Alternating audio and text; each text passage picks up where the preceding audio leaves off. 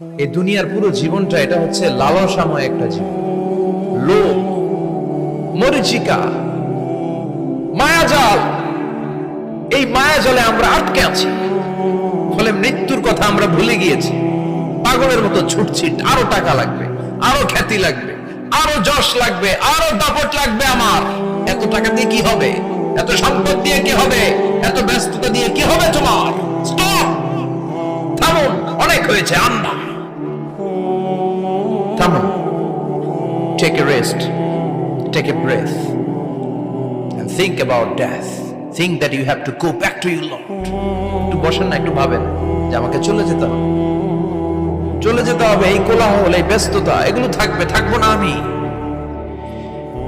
সাইয়েদনা ওমর ফারুক বলেছেন, মুতু ক্বাবলা আন তামুতু, মরার আগে একবার মরো। হাসিবু ক্বাবলা আন তুহাসাবু আলাইকুম, তোমার হিসাব নেওয়ার আগে তুমি একবার নিজের হিসাবটা করো না। কাগজ বের করে একটু লিখো না কি কি ভালো কাজ করছিলা, যেগুলো দিয়ে নাজাতের ওসিলা হতে পারে। 1 2 3, আর কি কি আকাম কুকাম করছো দেখো না, লিখে দেখো তোমার অবস্থাটা কি। মরার আগে একবার মরো। মরার আগে খাটের মধ্যে শুয়ে শটান করে চোখ বন্ধ করে একবার মরার ভান করে দেখেন কেমন লাগে।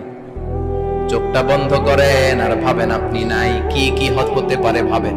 আপনার ছেলে মেয়েরা কান্না জুড়ে দিবে, আপনার প্রাণের স্ত্রী বিলাপ শুরু করে দিবে, বন্ধু বান্ধবের চিৎকার আর মাতম, স্থানীয় এলাকার মসজিদে ঘোষণা, অমুক এলাকার নিবাসী অমুক ভাই অমুকের ছেলে অমুক দুনিয়ায় নাই।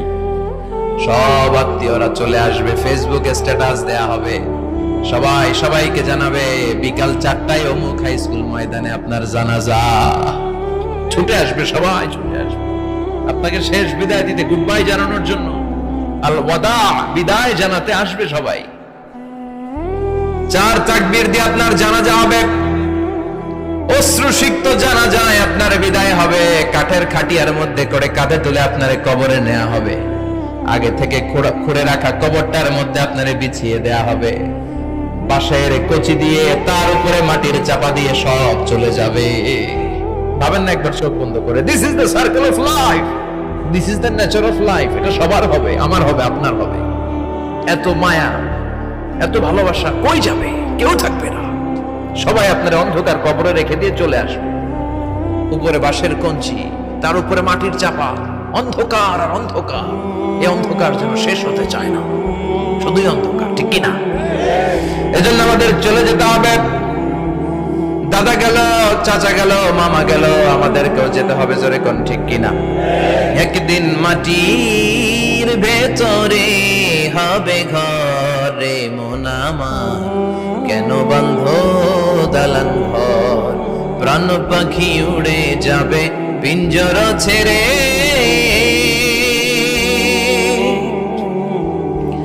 ধরা ধামে সবই রবে, তুমি যাবে চলে। বন্ধু বান্ধব যত, মাতা পিতা যারা সুত, সবই হবে তোমার পরে।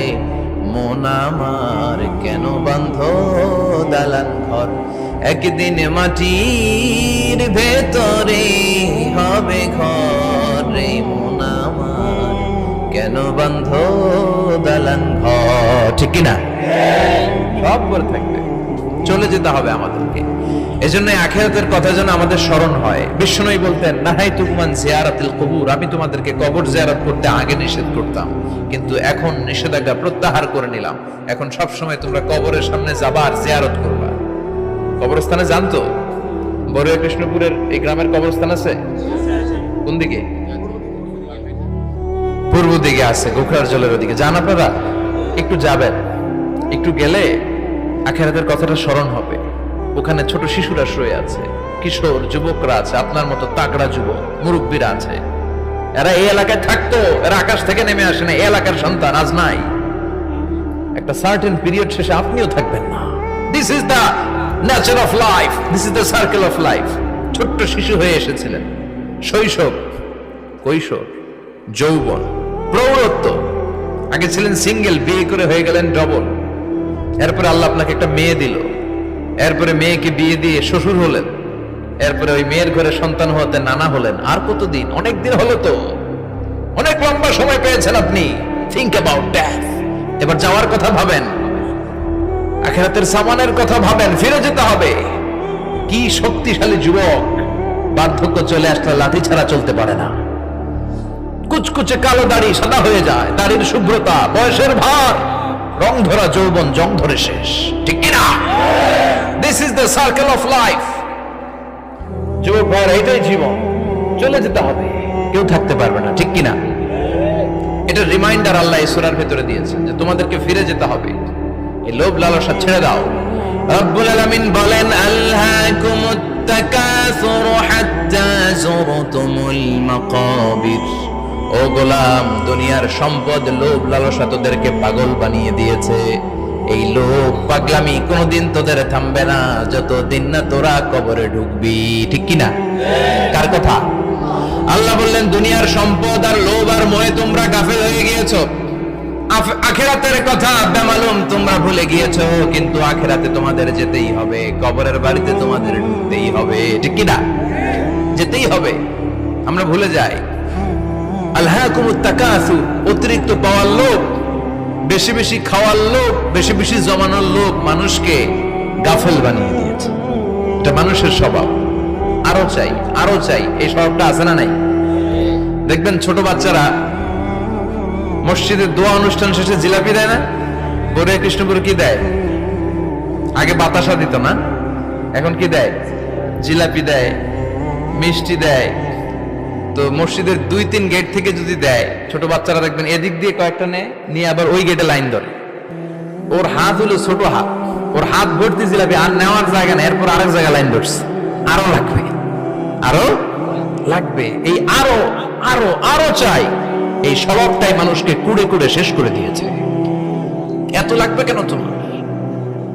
চাহিদার কোনো শেষ নাই, unlimited demand of human being. যার আছে বেশি তার চাই বেশি, যার সাইকেল আছে তার হুন্ডা চাই, হুন্ডা আছে তো প্রাইভেট কার চাই, প্রাইভেট কার আছে তো প্লেন চাই, প্লেন আছে তো হেলিকপ্টার চাই, হেলিকপ্টার আছে তো ওইটা চাই, ওইটা আছে তো সেটা চাই, ঠিক কিনা? এলাকার মেম্বার যে হয়েছে চেয়ারম্যান হতে চায়, আছে না নাই? চেয়ারম্যান সাহেব এমপি হতে চায়, আছে না নাই? এমপি সাহেব মন্ত্রী হতে চায়, আছে না নাই? মন্ত্রী সাহেব প্রধানমন্ত্রী হতে চায়, আছে না নাই? কিন্তু এই দেশে সুযোগ নাই।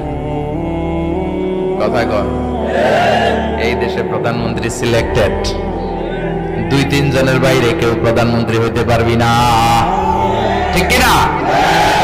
আমার এই জীবনে তো আমি 2-3 জনই দেখলাম। বেগম খালেদা জিয়া, মাননীয় প্রধানমন্ত্রী শেখ হাসিনার ছোট্টবেলা দেখেছি এরশাদকে, আমরা তখন ছোট। তো মানুষের চাহিদার কোনো শেষ নাই, যার আছে বেশি তার চাই বেশি। এজন্য বিষ্ণু বলেছেন, উনজুরু ইলা মান হুয়া আসফালা মিন, তোমার চেয়ে যে খারাপ আছে ওর দিকে তাকাও।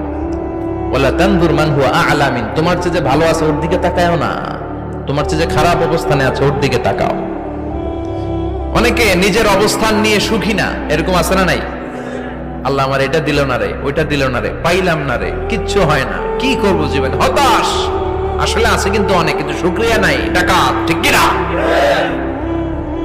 নিজের অবস্থান নিয়ে সুখী না, কিন্তু অনেক লোক আছে তারা আপনার অবস্থানে পৌঁছতে চায়। তাদের দিকে তাকিয়ে দেখেন, আপনি যে অবস্থানে আছেন এই অবস্থানে পৌঁছাটা অনেকের কাছে স্বপ্ন। তারা প্রতিনিয়ত সংগ্রাম আর স্ট্রাগল করে যাচ্ছে আপনার অবস্থানে পৌঁছতে, আর আপনি এটা নিয়ে সন্তুষ্ট না। শেখ সাদির নাম শুনেছেন? বালাগাল উলা কাশাফাত দুজা, এই কবিতাটা রচয়িতা, ইরানের বিখ্যাত এক কবি। উনি একবার আর্থিক সমস্যার মধ্যে দিয়ে সময় কাটাচ্ছেন, টাকা নাই, পয়সা নাই, পায়ে দেওয়ার মতো জুতা নাই। উনি খুব দুঃখ পেলেন, হায় রে, আমি ইরানের এত বড় কবি, আমার পায়ে দেওয়ার মতো জুতা নাই। দুঃখ ভরা মন নিয়ে রাস্তায় হাঁটতে বেরোলেন। হাঁটতে হাঁটতে হঠাৎ দেখলেন একটা লোক শুয়ে শুয়ে কাঁদছে, ওই লোকটার 2টা পাই নাই, পাই নাই। উনি সেজদায় পড়ে গেলেন, আল্লাহর কাছে ক্ষমা চাইলেন, আল্লাহ অনেক দিয়েছো, শুকর আলহামদুলিল্লাহ। এজন্য যেই পরিস্থিতিতেই থাকি না কেন আমরা কি পড়বো? জোরে বলেন, কি পড়বো? এজন্য কানাতু মিনাল ইসলাম, অল্পে তুষ্ট থাকার নাম হলো ইসলাম। সম্পদ লাগবে কিন্তু সম্পদের পাহাড় লাগবে না, ঠিক কি না? অল্প খান, অল্প পড়েন, অল্প জমান, অল্পের ভেতরে বরকত ঢুকায়া দিছে কে?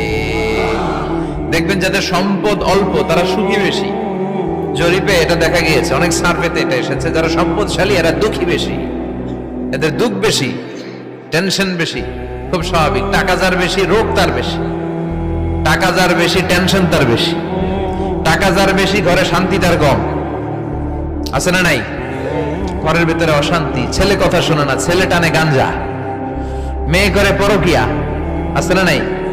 স্ত্রী কথা শোনে না, ভালোবাসা নাই, ঘরটা জাহান্নামের টুকরা। রোগ বালাই, এক একটা হসপিটাল বিল পরিশোধ করতে মাসে 5 লাখ 10 লাখ। আছে না নাই? কিছু খেতে পারে না, ডাক্তার একেবারে ডায়েট মেনু বেঁধে দিয়েছে। ডায়েট, ভেরি ডায়েট মেনু, এটা এটা এটা এটা কিছুই খাবেন না, শুধু গরু খাবেন না, খাসি খাবেন না, চিংড়ি খাবেন না, খালি ঘাস খাবেন, ইচ্ছে মতো ঘাস খাবেন, মানে ঘাস জাতীয় যত আইটেম আছে সব খাবেন, শাক খাবেন, সবজি খাবেন, সালাদ খাবেন। গরু, চিংড়ি, মুরগি, গোশত, ইলিশ কিছু খেতে পারে না। তাহলে রোগ বেশি, খাওয়ার মজা নাই, ঘরে সাংসারিক শান্তি নাই, খালি ব্যারাম আর ব্যারাম। ঠিক কিনা? কিন্তু সম্পদের পাহাড় ঘটেছে। আর অল্প যারা খায়, অল্প পড়ে, রিক্সাওয়ালা, কুলিওয়ালা, অল্প বেতনের চাকরি, কিন্তু হক হালালি মেনে চলে, দেখবেন শান্তি আছে অনেক।